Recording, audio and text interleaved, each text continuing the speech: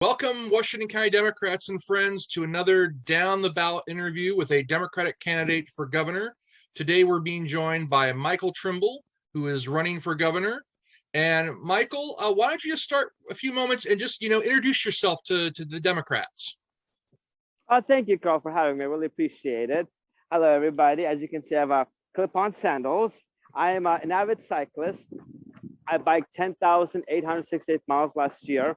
And what I would like to do is to be able to offer this to all Oregonians across the state, wherever they live, because biking is such a freeing and liberating experience and adventure. And as you can see, I'm at the foot of the Springwater Corridor Trail, one of the most infamous Portland biking locations. And even though I may have no arms, don't let that fool you. I am very capable and able. I do work full-time for Care Oregon. It's a nonprofit healthcare organization providing healthcare to members of OHP in Multnomah County, Jackson County, Columbia County, Clatsop County. I'm sure I'm forgetting a county. But all in all, I just would like to take my free biking spirit to Salem and be able to show these legislators, how we can actually do the work for the people of this amazing state. Oh, wonderful. Well, the first question that we ask all the candidates is, why are you a Democrat? Yes. I'm a Democrat because the Democratic Party best represents my ideals and values. The Democratic Party helps the underdog, helps the disenfranchised, helps the disadvantaged, helps individuals with disabilities like myself. The Democratic Party cares about people's rights, such as women's rights, and making sure that they are protected. And they also are trying to hold corporations responsible to make sure that the wealthy do pay their fair share of taxes. And one of the things that I love about Democrats is that they really do go out of their way to make sure that everybody is included. And like Obama, he gave us Obamacare. What I would like to do is expand OHP to all Oregonians. And this is a value that a Democrat holds, not so much a Republican per se, but I just want to be able to show people, the Democrats do care about you. And it's a party that best represents my ideals. I know it was a very long-winded answer. Oh, no, not at all. This is great. So the next question that all the candidates get asked, of course, and you're probably going to get asked this a lot over the coming months, is why are you running for governor? Yes. I am running for governor because I'm sick and tired of seeing inaction in Salem. Oregon is one of the very few blue trifecta states, meaning that we have supermajorities of Democrats in all three branches of government, and yet housing remains unaffordable. Despite Obamacare being a law of the land, there are still people that are uninsured or underinsured. And we need to be able to boost infrastructure for cycling and pedestrians to try to make Oregon a more walk culture society as opposed to a car society. And this can be done. And I believe I'm the only body that can do this, because the thing that actually prompted me to finally enter the race was last year, DeFazio tried to pass the biking bill, which he was asking for 5% of ODOT funding to go to bikes, and it just died in committee. And I was like, are we serious? That the Democrats can even pass it? We control both houses. Even the Republicans weren't opposed to it. It's not like we're asking for more money from ODOT. We're just simply saying that of the money that is allocated to ODOT, 5% of it needs to go to pedestrian and cycling infrastructure. And under my governorship, I would like to ramp that up to 10%, because we can't push for a cycling walk culture if it's not safe. And Portland definitely has a very good biking infrastructure, but at the end of the day, it definitely needs to improve. And I would like to roll out what we have in Portland to all the cities in Oregon that want it: Salem, Bend, Eugene, especially the rural areas where there isn't a whole lot, but it can definitely be done, because biking is a very freeing thing. I mentioned this earlier. I want to expand OHP to all Oregonians making under $93,600. Why that money figure? That's because that is what the governor earns. And I'll be the first person to move to the governor's mansion on OHP. That is actually my health insurance, even though I work for Care Oregon. Fortunately, I live in the state of Oregon that is forthright and foreseeable enough to see that people with disabilities can work and still should be able to keep their health care. And Oregon allows me to keep OHP, even though I make well over the minimum threshold of the income guidelines. And OHP is amazing. It definitely does need a lot of improvements. And me working for Care Oregon, I'm very familiar with OHP. I'll be a very OHP-centric governor to make sure that all of these prioritizations are simplified. I talk to too many people who get the prioritizations denied for nonsensical reasons because a line of code didn't meet between certain parameters. And I just am tired of the gridlock and deadlock in Salem. And we need to get the show going, as they say. So it's clear, transportation, healthcare advocacy. What do you think is the most important issue facing Oregonians in 2022? Oh my goodness, cost of living. It is too expensive to live. Wages sadly have not kept pace with cost of living.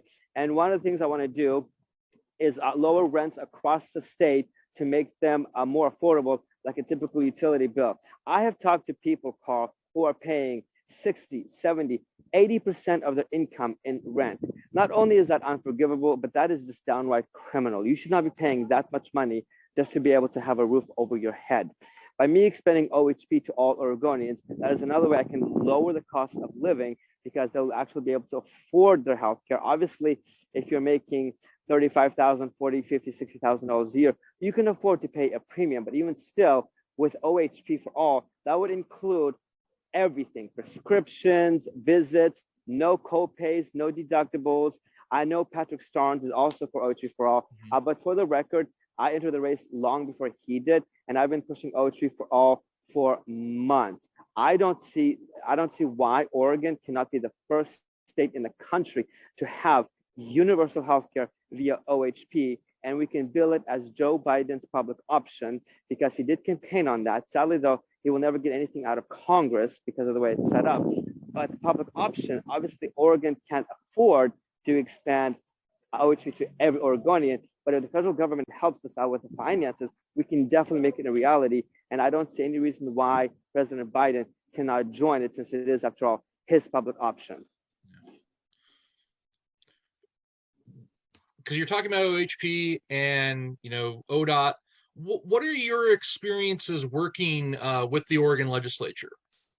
Yes, I have lobbied in Salem quite a few times in 2017 and 2018 during the time that they were trying to cut social benefits programs. And I was at the time living on 12th and Washington at Rosenbaum Plaza, which is subsidized housing. I think I was only paying $25 a month in rent, and I was living downtown, mind you. Again, this is another amazing aspect of Oregon, that they really do help people who need affordable housing. Unfortunately, the waiting lists are way too long to get into it. But back to the legislature, I was able to successfully argue that if you cut the social programs now, Oregon and the taxpayer will end up paying a lot more down the road. And we were actually able to stave off the cuts. And Representative Rob Noss was instrumental in making sure that that bill did not die and actually went through. And it was his leadership that really helped. And I would like to bring, we can all work together sense to be able to make sure that we do get legislation passed in Salem. Again, we have supermajorities of Democrats in all three branches. Why we can't get these things done is beyond me, but I will definitely light a fire, and we are going to get things done. You will never, ever, Carl, catch me sitting on my hands doing nothing. I'll be too busy doing the people's work. Well, I mean, speaking of more of the legislature and getting things done, one of our Democratic submitted questions from a Washco Dems activist was from Maureen in Rock Creek, and she wanted to know, how can we advance our policy goals and avoid the legislative walkouts we've been experiencing the last couple of sessions? Yes. This is a very thorny issue because on the one hand, I do support Republicans' rights walking out. As a minority, they are afforded protections and they need to be able to voice their dissent. And we saw just recently with the Texas Democrats who did exactly the same thing. They walked out of the legislature postponing the anti-voting rights bill that Abbott sadly signed into law eventually. And so we need to be able to protect the minority to make sure that they are able to be heard. And so what I would do as a governor is sit down with them to figure out, what exactly is it that we can work with? Why are you walking out? It's not their fault that Oregon, along with Texas, are two states that require supermajorities for quorums, and they're simply using the tools available to them. And all of these measures that have been introduced to penalize them, it's not right. We need to protect them as a minority, because I don't ever see Democrats being the minority in Oregon, but you never know. Stranger things have happened. I mean, who would have thought that a candidate without arms would be running for governor? And so we need to sit down together with Republicans, bring them to the table, and figure out what to do. I do realize that last year, Democrats literally bent over backwards trying to give Republicans everything they wanted on the environmental bill, and yet they still walked out. And so it's not the Republicans' fault for using the available tools they have to them. We do need to change the Constitution to make sure that you don't require a supermajority. But at the end of the day, though, a minority does need protecting, because what is the point of a minority if it has absolutely no voice or no choice in the matter? Sort of following these same, we're talking about, the role of our government and, the different players within it. Carol from Tualatin, another one of our activists, asks, how do we proactively manage our state government to avoid the meltdowns we've seen in like the unemployment department or the rollout of the Affordable Care Act? How do we prevent those things from happening? Well, this is another thing that I will bring to the job if elected, is that, with Care Oregon, I do nothing but customer service. I call members every day, welcoming them to OHP. I'm sure they've heard my voicemails. And then a lot of times, because I work a split shift and I work in the evenings, they think that we're spamming them when I'm calling them. And let me tell all Oregonians, no, these are not spam calls. These are not cons. When I ask you for your last name, date of birth, and mailing address, this is a HIPAA requirement, so we can talk about your healthcare and just to go over your benefits. And so what I want to do is actually update the customer service infrastructure that is in Salem. It was actually very, I don't know if the word pathetic is right, but I guess very sad, in that last year during the pandemic, when people were unemployed, the unemployment department was just completely frozen. Salem never was meant to be a remote workforce, and they never upgraded the infrastructures even then, even now. And so I actually had to tell people, submit your application with your state representative or state senator and have them physically walk your application over to the employment department to process, because there was no way of getting a hold of anybody. And even today, when you call OHP, you can be on hold for 1 hour, 2 hours, 3 hours.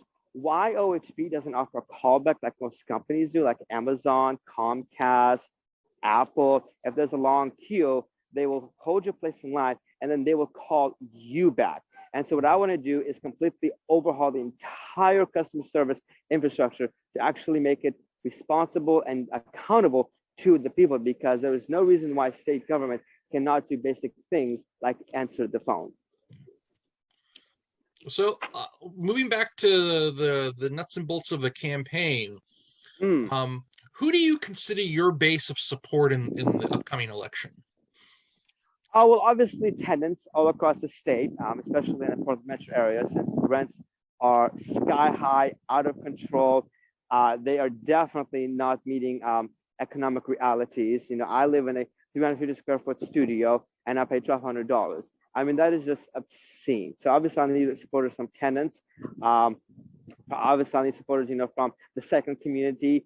Jonathan Moss of Bike Portland has been very instrumental in helping to get the word out. He's been very instrumental in being letting people know, when there are closures, there are construction projects. His website, Bike Portland, is amazing. And so obviously I will need a lot of support from them. I've actually been called governor by quite a few cyclists as I pass them by.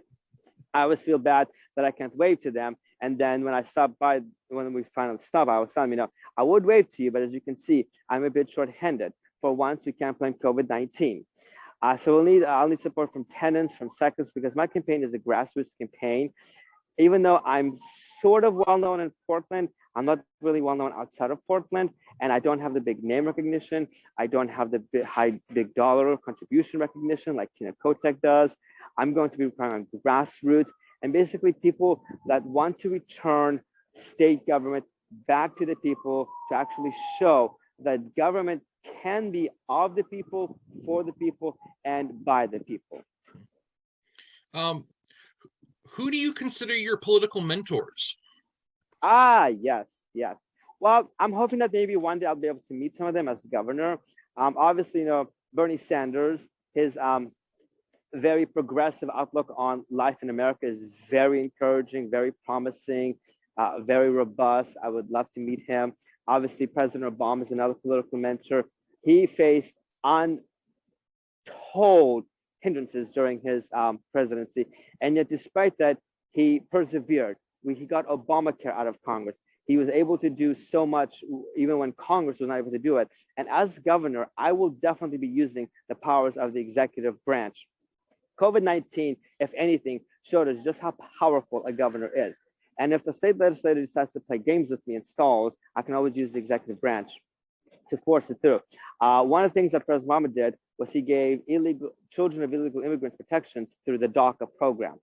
And while some might argue that was an overreach of his powers, when a Congress won't do anything, what does the executive have to do? I don't see myself facing the same opposition that Obama faced, but again, I definitely will not be afraid to use the pen. On my first day, Carl, I plan to freeze all highway freeway expansion projects and send that money to cycling and pedestrian infrastructure projects. I plan on opening up all the roadways to cyclists. If states like Arizona have highways open to cyclists, I don't know why Oregon can have roads open to cyclists. And so I will use the power available to me, and I will not waste it. Have you been able to get out and do much? Because you mentioned you were, fairly well known in the Portland area. Have you been able to get out and to travel to other places yet to go campaign?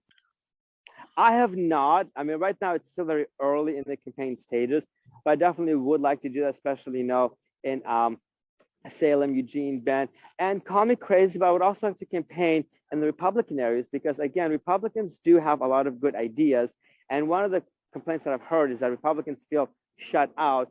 And sadly, for better part of it, they have been shut out, And they're shut out in the legislature because Democrats don't pay any attention to them. And this is why we have these crazy walkouts. And that just completely puts legislation freezing. And, I know there's a greater Idaho movement. As governor, I definitely will not stand in the way of them joining Idaho if Idaho actually ever did agree to it. But at the end of the day, that we do need to bring Republicans on board. They are our citizens. They are our friends and neighbors. And, we may not agree on much, but there's still no excuse for not being civil with them. And so as the months progress, I definitely do want to get out there, be able to campaign, maybe do some cycling town halls. I know when Alyssa Kinney-Guy was representative for the Northeast, she did those all the time. I really miss those. And so just be able to get people out together in a common unison. What's an interesting fact about yourself that voters would be surprised to learn about you? Well, I do have a cat. And believe it or not, Carl, he'll be 19 in May. Wow. And he has just been an absolute godsend to me, or should I say cat send rather. And he's just been adorable. And one of the things I want to do is add vet care to OHP because there have been thousands of studies done that show having a pet is extremely good for you, for your health, for your mental sanity. Unfortunately, though, vet care is very expensive. And if it was to be pledged into OHP, then this way people can't afford it. I mean, my cat is a what you call a companion service animal. And one of the things I would like to do as governor is make sure that all pets can stay in apartments without having to pay a pet rental fee, a pet security deposit. Pets are wonderful for everybody. And so he's just been my life and joy. And I just love him. I love all pets, but obviously, I am a cat person. Well, we're just about done. And I think it would be a shame because you've had the bike in the frame the whole time. We have a lot of cyclists here in Washington County. Could you tell us a little about your bike? Oh my goodness, yes. Byron, do you want to come up closer? Yes. So this is how I steer, Carl, my knob. Oh, hello. I'd wave, but still short-handed. Sorry, Carl. And so I wave, and then over here, Byron, I've got my electronic shifting, Carl. And then this over here is my brake, which I control with my knee when I'm biking. Let me see if I can actually do a little bit of biking for you with my sign on. Let's see here.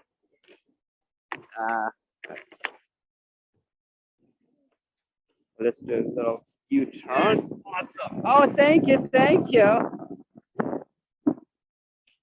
And I have biked in Washington County. It is a bit hillier than Portland, but it is really nice. And so if anybody would love to join me, I think that would be absolutely awesome. And then I brake like this with my silver thing here. Unique. Oh, thank you. Oh, wow. Yes, yes, yes. As I told you, Carl, I get a lot of attention on the cycling trail. What was that? I don't think I could do that. That's amazing. Well, you know what they say, where there's a will, there's a bike. I love it. I love it. Yes, yes, yes. Okay, hold on to that. And so that is the bike. I call it the Black Mamba. And the tires over here, Carl, are 100% solid. They are puncture proof. You never have to pump them up, nothing like that.